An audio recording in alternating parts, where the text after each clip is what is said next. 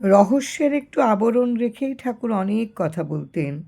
আভাসে, ইঙ্গিতে অনেক গূঢ়তত্ত্ব বলে যেতেন। একটু চিন্তা করলেই অনেকে তাহা প্রণিধান করতে পারেন।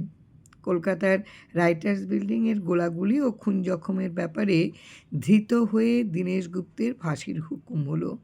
বাংলার জনসাধারণ 10,000 টাকা তুলে মামলার পুনর্বিবেচনার জন্য বিলাতের প্রিভি কাউন্সিলে আপিল করলেন।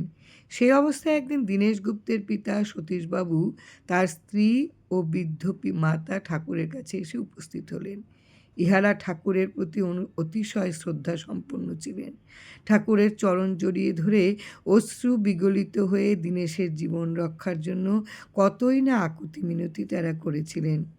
ঠাকুর স্থির দৃষ্টিতে এদের দিকে চেয়ে শুধু একটি কথাই বললেন, বিলাতেও তো এরাই বিচার করবে। জয় রাম, জয় রাম।